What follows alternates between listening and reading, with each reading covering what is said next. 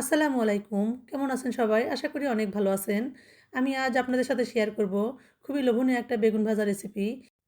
এই বেগুন ভাজাটা দেখতেও যতটা সুন্দর হয়, খেতেও কিন্তু তার থেকে বেশি মজা লাগে। তো ১ম এ আমি এখানে বেগুনগুলোকে লম্বাভাবে কেটে নিয়েছি। তারপর আমি মাঝখান থেকে আড়াআড়িভাবে কেটে নিব। এভাবে কেটে নিলে বেগুনগুলোর গায়ে ভালোভাবে মসলাটা যাবে আর খেতেও ভালো লাগবে। তো এভাবে আমি বেগুনের ২ পাশটা ভালোভাবে আড়াআড়িভাবে কেটে নিব। তো এভাবে আমি সবগুলো বেগুনই কেটে নিব। তো বেগুনগুলো কাটা হয়ে গেলে এই বেগুনগুলো আমি পানিতে ধুয়ে একদম পানিটা ঝরিয়ে নিব। এবার একটা বাটিতে আমি পরিমাণ মতো পেঁয়াজ, কাঁচামরিচ, আদা, রসুন ও ধনিয়া পাতা বেটে নিয়েছি সেটা দিয়ে দিব। তারপর দিব স্বাদ মতো লবণ,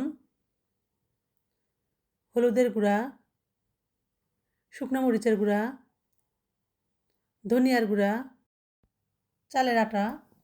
এবার সবগুলো মশলা আমি হাত দিয়ে ভালোভাবে মেখে নিব। আর অবশ্যই কিন্তু এখানে চালের আটা দেওয়ার চেষ্টা করবেন। তাহলে এই বেগুন ভাজাটা উপর থেকে একদম ক্রিস্পি হবে আর খেতেও ভালো লাগবে। এরপর আমি এখানে সয়াবিন তেল দিয়ে দিব। সয়াবিন তেলটা দিয়ে আমি মশলাটা আবারও মেখে নিব। তো মশলাটা যখন মাখা হয়ে যাবে, তখন আমি এই মশলাগুলো বেগুনের গায়ে ভালোভাবে কোট করে নিব।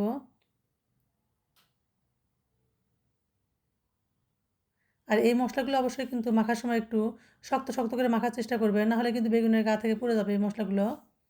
তো বেগুনের গায়ে আমি ভালোভাবে মশলাগুলো মেখে নিব। তো এভাবে আমি সবগুলো বেগুনের গায়ে মশলাগুলো ভালোভাবে মেখে নিব। তো মশলাগুলো মাখা হয়ে গেছে। এবার আমি একটা প্যানে পরিমাণ মতো সয়াবিন তেল দিয়ে দিব। এবার এই বেগুনগুলো দিয়ে আমি মাঝারি আঁচে বেগুনগুলো লাল, লাল করে ভেজে নিব।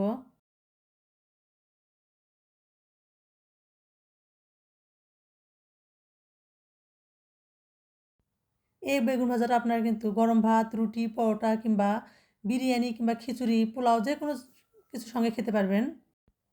তো বেগুনগুলো আমি মাঝারি আঁচে ভেজে নিব। অবশ্যই কিন্তু বেগুনগুলো মাঝারি আঁচে ভাজতে হবে। নাহলে কিন্তু এগুলো উপর থেকে পুড়ে যাবে আর ভিতর থেকে কিন্তু কাঁচা থেকে যাবে। আর এই বেগুনগুলো ভাজার সময় অবশ্যই কিন্তু একদম তেলতেলে ফ্রাই প্যান কিংবা তেলতেলে কড়াই ব্যবহার করবেন। নাহলে কিন্তু এগুলো একদম কড়াইয়ের সঙ্গে পুড়ে লেগে যাবে, উঠে যাবে। আর তখন কিন্তু বেগুন ভাজাটা খেতে ভালো লাগবে না। তো বেশ খানিকক্ষণ এভাবে আমি বেগুনগুলো ভেজে নিব। যখন এরকম কালারটা চেঞ্জ হয়ে আসবে আর সুন্দর একটা কালার চলে আসবে আর বেগুনগুলোও সিদ্ধ হয়ে যাবে, তখন এগুলো আমি তেল ঝরিয়ে উঠিয়ে নিব।